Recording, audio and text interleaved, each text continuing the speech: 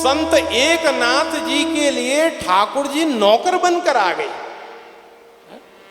एकनाथ जी के अंदर ये भाव रहता था, आहा, मैं ठाकुर जी की सेवा करूं, नित्य नित्य अपने ठाकुर के सेवा में लगा रहूं, उनके लिए भोग बनाऊं, उनका श्रृंगार करूं, उनके साथ भिन्न भिन्न भावों से लाड़ लड़ाऊं। लेकिन कुछ संसार के कार्य भी थे, संसार के काम भी थे, घर की भी व्यवस्था थी, वो भी सब देखना करना, तो उनको बड़ा ही दुख होता था कि मैं ये संसार के धंधों में फंसा हुआ हूं, ठाकुर जी का भजन नहीं हो पाता। भगवान पंडरीनाथ उनके इस भाव को समझते थे, जानते थे। महाराज महाराष्ट्र के संत हुए श्री एकनाथ जी, उनके अंदर भगवान पांडुरंगा के प्रति, भगवान विठलनाथ के प्रति बड़ा विशेष भाव था। तो भगवान पंडरीनाथ ने देखा, आहा, ये मेरी सेवा करना चाहता है, लेकिन समय के अभाव में ये मेरी सेवा नहीं कर पा रहा। तो ऐसा कहते हैं कि भगवान पंडरीनाथ एक साधारण जीव का रूप धारण करके एकनाथ जी के पास आ गए और एकनाथ जी के पास आकर कहने लगे, बोले, हे बाबा, हम आपके यहाँ काम करना चाहते हैं। एकनाथ जी ने कहा, बोले, भाई आपका परिचय, आप कौन? बोले, हम पास के ही गांव से आए हैं और हमें बड़ा अच्छा लगा आपका भाव,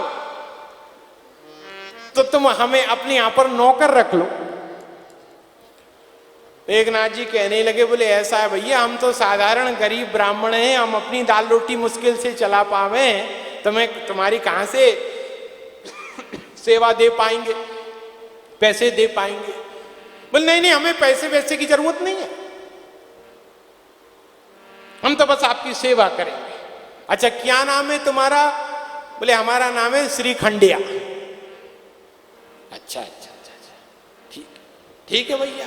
अब एकनाथ जी ने कहा, बोले, भैया ऐसे चेला कम ही फंसे, अब चेला फंस गया हो तो कोई बात नहीं, ठीक है ठीक है। और महाराज ठाकुर जी वहां पर नौकर का रूप धारण करके एकनाथ जी के साथ में सेवा करते हैं। फिर तो एकनाथ जी कहते हैं, अरे बोले श्रीखंडिया, ऐसा है, ठाकुर जी का मंदिर मार्जित करना है, जाओ गोदावरी नदी से और वो घड़े में जल लेकर आओ। हाँ जी, आ गया महाराज। और महाराज भगवान वो घड़ा लेकर और महाराज विट्ठल विट्ठल विट्ठल विट्ठल विट्ठल विट्ठल विट्ठल विट्ठल विट्ठल विट्ठल विट्ठल करते हुए नदी के किनारे पर जाते हैं और नदी का जल भरकर लेकर आते हैं और महाराज जल का छिड़काव होता है।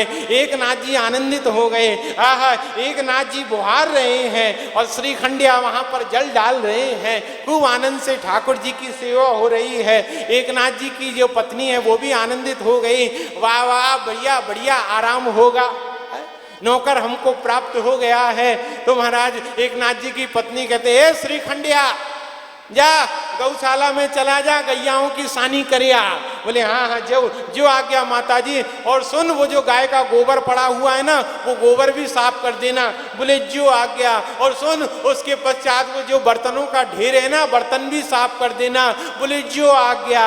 और महाराज भगवान वहां पर गाय का गोबर उठा रहे हैं और गाय की सानी कर रहे हैं और महाराज एकनाथ जी के घर के झूठे बर्तन मांज रहे हैं। आनंद से सेवा हो रही है। एकनाथ जी ठाकुर जी का श्रृंगार कर रहे हैं। अरे श्रीखंडिया, सुन, जरा बढ़िया ठाकुर जी के लिए माला बनानी है तो बढ़िया फूल लेकर आ बगीचे में से। अभी लाया महाराज। और भगवान दौड़ते हुए गए हैं और दिव्य रूप से एकनाथ जी के लिए सुंदर पुष्प लेकर आ रहे हैं। सेवा में स्वयं भगवान लगे हुए हैं, जिनकी वक्र भ्रुकुटी के भय से सागर सप्त उबलते देखा, जिनके भ्रुकुटी विलास से संपूर्ण त्रिलोकी का लय और प्रलय हो जाता है, वो आज एकनाथ जी के यहां पर चाकर बनकर सेवा कर रहे हैं। कैसा सुंदर भाव है। एक दिन ऐसी लीला संपादित हुई कि पितृपक्ष चल रहा था, अभी निकल कर गया। तो उस पितृपक्ष के समय श्री एकनाथ जी ने ब्राह्मणों का आवाहन किया कि हे ब्रह्म देवता, आप सब आए और हमारे सब जो पितृ पूर्वज हैं उनका स्मरण करते हुए हमारे यहाँ पर भोजन पाए, प्रसाद पाए। तो एकनाथ जी ने ब्राह्मणों को बुलाया है, आमंत्रित किया है। ब्राह्मण तैयारी के साथ में एकनाथ जी के यहाँ खूब चकाचक प्रसाद पाएंगे, तैयारी कर रहे हैं। इधर एकनाथ जी भोजन के और उनकी सब व्यवस्था कर रहे हैं। तभी महाराज देखा कि एकनाथ जी के निकट से वो महाराज कुछ वहां गांव के रहने वाले लोग जा रहे थे, निम्न जाति के। तो उनका जो छोटा बच्चा है उसके नाक में एकनाथ जी के घर में जो बूंदी के लड्डू बन रहे थे उसकी सुगंध गई। आनंदित हो गया, प्रसन्न हो गया और कहने लगा, अरे पिताजी पिताजी, बड़ी अच्छी खुशबू आ रही है। आज मेरा मन है कि मैं लड्डू खाऊं, लड्डू की खुशबू है, मुझे लड्डू दो ना, मुझे लड्डू दो ना। वो कहने लगे, नहीं नहीं, देखो देखो, ये ब्राह्मण का घर है, हम यहाँ पर नहीं जा सकते, हम यहाँ पर नहीं जा सकते, चल चल तू घर चल। लेकिन वो बच्चा मानने को तैयार नहीं। मैया उसको मनाने लगी, पिताजी उसको मनाने लगे, लेकिन वो बच्चा नहीं मान रहा है और अंत में घर में घुसने की चेष्टा करने लगा। तभी द्वार पर श्रीखंडिया खड़े हुए थे। श्रीखंडिया ने कहा, क्या करता है, कहाँ घुस रहे हो? अरे बोले, हम वो एकनाथ जी के यहाँ पर जा रहे हैं, वो बड़े दयालु हैं, बच्चा को हमने बहुत समझाया लेकिन वो नहीं मानता है। वो कहता है मैं लड्डू खाऊंगा, लड्डू खाऊंगा, घर जाने तक के लिए तैयार नहीं, इनका ही लड्डू खाऊंगा। श्रीखंडिया ने कहा, है तुम्हारा दिमाग खराब हो गया है क्या? आज यहाँ पर ब्राह्मणों का भोजन है, ब्राह्मणों का प्रसादी है, तुम यहाँ पर अंदर प्रवेश नहीं कर सकते, सब घर को अपवित्र करोगे, दूषित करोगे, अब भागो यहाँ से। और करके कहकर उनको भगाने लगे। एकनाथ जी ने इस दृश्य को देखा, वो सुन रहे थे। उन्होंने कहा, हे श्रीखंडिया, क्या करते हो? महाराज, ये निम्न जाति के ये घर में घुसने की चेष्टा कर रहे हैं, अभी ब्रह्मभोज की तैयारी है, सारे घर को स्वच्छ कर कर तैयार किया है, पवित्र किया है, और ये सब उसे दूषित कर देंगे। नहीं नहीं, भक्त आए हैं, ना जाने किस रूप में नारायण मिल जाएं, बुलाओ, आने दो आने दो आने दो। और महाराज एकनाथ जी महाराज ने उनके सभी पारिवारिक जनों को घर में बुलाया है, और घर में बुला करके और महाराज उनको जो ब्राह्मणों के लिए बनाया था ठाकुर जी का भोग लगाकर उसको पवाने लगे, खिलाने लगे। और महाराज अपने हाथों से उस बच्चे को एकनाथ जी ने लड्डू खिलाया। वो बालक प्रसन्न हो गया, आनंदित हो गया। इधर महाराज ब्राह्मण आए हैं, श्रीखंडिया द्वार पर खड़े हुए हैं। हाँ जी ब्रह्म देवता, बोले आपने आने में जरा देर कर दी। बोले क्यों? बोले आपसे पहले ही भोजन शुरू हो गया। अब महाराज ब्राह्मणों का क्रोध तो नाक पर ही रहता है, ये एकनाथ तो बड़ा दुष्ट है, हमको बुलाता है और हमसे पहले महाराज कौन से ब्राह्मण को बुलाया, दूसरे गांव के कोई ब्राह्मण को बुला लिया। अरे लइयो रे लठ, हमारे गांव में, हमारे ब्राह्मणों के इलाके में दूसरे ब्राह्मण कैसे आए गए? ऐसे महाराज कभी कभी फंस जाते हैं। दूसरी जगह महाराज एक जगह पंडित जी पूजा कराने के लिए गए, और महाराज क्या बताएं, वहां के पंडा पुजारी इनके पीछे पड़ गई, डंडा लेकर ये भागे, महाराज बचाओ बचाओ बचाओ बचाओ। मैंने कहा पंडित जी हर जगह अपनी अपनी मत चलाया करो, नहीं तो हर जगह दक्षिणा नहीं, कई जगह डंडा भी तैयार रहते हैं। तो भागे वहां से। तो इसी प्रकार से उन्होंने कहा दूसरे गांव के कैसे ब्राह्मण आ गए, हम उनके गांव में जाते हैं क्या, वो हमारे गांव में कैसे आ गए, हमारे जजमानों को फंसाते हैं। और महाराज उन ब्राह्मणों ने जब अंदर झांक कर देखा तो क्या देखते हैं कि वो निम्न जाति के वो भक्त वहां पर खा रहे हैं और एकनाथ जी उनको खिला रहे हैं। अब महाराज उनके क्रोध का ठिकाना नहीं रहा है। ये क्या करता है, एकनाथ बड़ा दुष्ट हो गया, ब्राह्मण होकर इसकी बुद्धि भ्रष्ट हो गई है। ये महाराज हमको बुलाता है और हमारा अपमान करने के लिए इनको बिठा कर खिलाता है। अब हम ना घर में जाएंगे ना महाराज किसी और को जाने देंगे। वो डंडा लेकर बैठ गए, आप बुलाए तो सही और किसी को। और महाराज वो जो भक्त थे उनको खिलाकर विदा किया है और एकनाथ जी महाराज ने दोबारा से पूरे घर को मार्जित किया, पूरे घर को स्वच्छ किया है और ब्राह्मणों के लिए दोबारा से नए अन्न का निर्माण किया और ब्राह्मणों से कहा आइए भगवान आइए, पधारिए पधारिए। ब्राह्मणों ने कहा हमें मूर्ख समझा है क्या? हमसे पहले उन शूद्रों को खिला देता है और फिर कहता है आइए आइए, हम आने वाले नहीं, हम तेरे यहाँ भोजन करने वाले नहीं। और हम भी देखते हैं तेरे घर पर कैसे दूसरे ब्राह्मण प्रवेश करते, कैसे दूसरे ब्राह्मण आते हैं। एकनाथ जी अपनी छत पे जाकर रुदन करने लगे कि हे भगवान ये कैसी लीला है, सूर्यास्त का समय निकट आ रहा है और मैंने अभी तक कुछ खाया नहीं, ब्राह्मण बाहर बैठे हुए हैं, कैसे पितरों का तर्पण होगा, कैसे मेरा कल्याण होगा, कृपा करो कृपा करो। महाराज एकनाथ जी रुदन करने लगे, तभी श्री खंडिया ऊपर आए और कहने लगे, बोले हे दादा क्यों रो रहे हो, क्या हो गया? अरे बोले श्री खंडिया ब्राह्मण तो माननीय हो गए, ब्राह्मण तो खाने के लिए तैयार नहीं है, अब कैसे मेरा तर्पण होगा, कैसे ब्रह्म भोज होगा? तो महाराज श्री खंडिया कहने लगा, अरे बोले भगवान क्यों चिंता करते हो, वहां नीचे तो ब्रह्म भोज शुरू हो चुका है, ब्राह्मण पा रहे हैं। एकनाथ जी के आनंद का ठिकाना नहीं रहा। बोले क्या वो ब्राह्मण आ गए? अरे बोले महाराज ब्राह्मण आ गए कि ब्राह्मण के बाप और उनके बाबा आ गए? क्या मतलब? बोले आप चलिए तो सही। और महाराज एकनाथ जी दौड़ते हुए गए तो उनके आनंद का ठिकाना नहीं रहा। वहां पर ब्राह्मण बैठे हुए हैं और खूब आनंद के साथ में पा रहे हैं। एकनाथ जी उनको खिलाने लगे, रबड़ी खिला रहे हैं, रसगुल्ला खिला रहे हैं, लड्डू खिला रहे हैं। इधर श्री खंडिया बाहर पहुंचे, हाँ जी ब्राह्मण देवता क्या यहीं बैठे रहोगे, घर नहीं जाओगे? बोले जाएंगे लेकिन सूर्यास्त के बाद जाएंगे, देखते हैं कैसे ब्रह्म भोज होता है। लेकिन श्री खंडिया कहने लगे अरे बोले हे ब्राह्मण देवता तुम तो यहाँ पर बैठे हुए हो लेकिन अंदर तो लीला शुरू हो गई, अंदर तो ब्राह्मण भोजन प्रारंभ हो गया। एक ना महाराज ब्राह्मणों ने कहा ब्रह्म भोज प्रारंभ हो गया? बोले हाँ। अरे दिखाओ तो सही भैया कौन से ब्राह्मण आ गए, कहाँ से आ गए?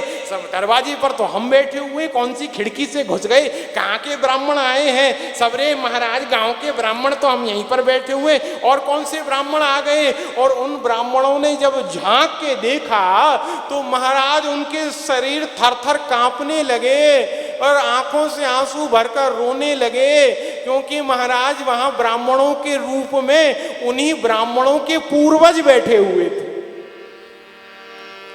वो रोने लगे। अरे बोले क्या हुआ? अरे बोले ये तो मेरे बाबा बैठे हुए। ब्राह्मण कहने लगा अरे ये तो मेरे पिताजी बैठे हुए, 10 साल पहले तो ये भगवत धाम को चले गए, अब ये कहाँ से आके भोजन कर रहे हैं? अरे ये मेरे बाबा, इनको तो मैंने देखा नहीं, फोटो देखी है, ये मेरे बाबा कहाँ से आ गए? तो किसी के बाबा बैठे, किसी के पिता बैठे, किसी के चाचा बैठे, किसी के भाई बैठे। उन ब्राह्मणों ने देखा और थर थर कांपने लगे, अरे ये तो कोई तांत्रिक मालूम पड़ता है। और सबरे के सबरे ब्राह्मण वहां से भाग खड़े हुए हैं और एकनाथ जी का बड़ा दिव्य ब्रह्म भोज वहां पर संपादित हुआ। बोलिए विठ्ठलनाथ भगवान की जय। विठ्ठलनाथ जी की कृपा परिवर्तित हुई। एकनाथ जी ने भगवान का धन्यवाद किया। जय हो ठाकुर जी, आप सबकी लाज रखते। एक बार काशी में एक महात्मा जी ने बड़ा भारी तप किया, लक्ष्मी नारायण भगवान का ध्यान कर रहे हैं और उनको साक्षात मां लक्ष्मी ने दर्शन दिया। लक्ष्मी जी दर्शन देकर प्रसन्न हुई और कहने लगी जय हो, मैं तुम्हारी भक्ति से बड़ी प्रसन्न हुई। महात्मा जी कहने लगे, बोले मैया क्षमा करना, मैंने तो ध्यान लक्ष्मी नारायण दोनों का किया था, लेकिन यहां पर तो आप अकेली आई हैं, नारायण कहाँ है?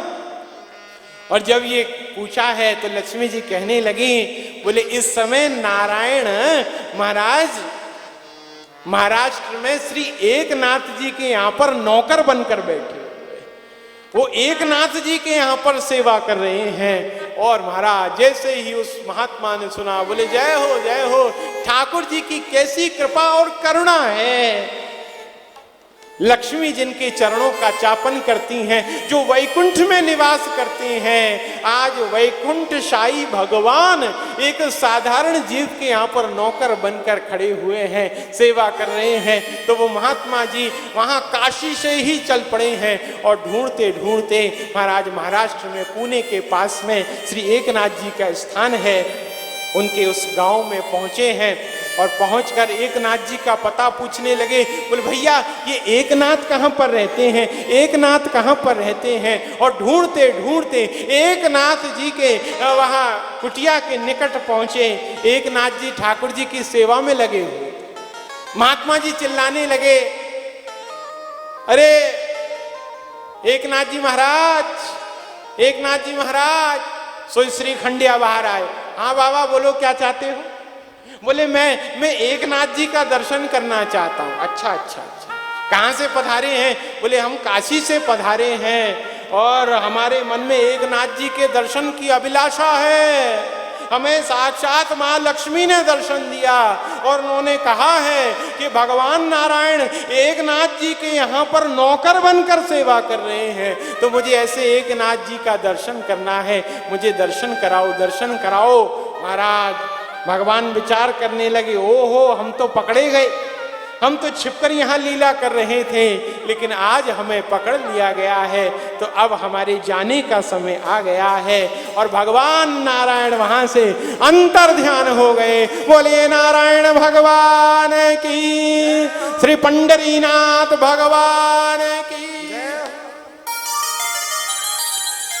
महात्मा जी ढूंढने लगे, ढूंढते ढूंढते एकनाथ जी का पता लगा और कहने लगे, जय हो एकनाथ जी, हम आपको प्रणाम करते हैं, वंदन करते हैं। आपके ऊपर भगवान की परम कृपा परिवर्षित हुई है। आपके यहाँ पर भगवान नौकर बनकर आए।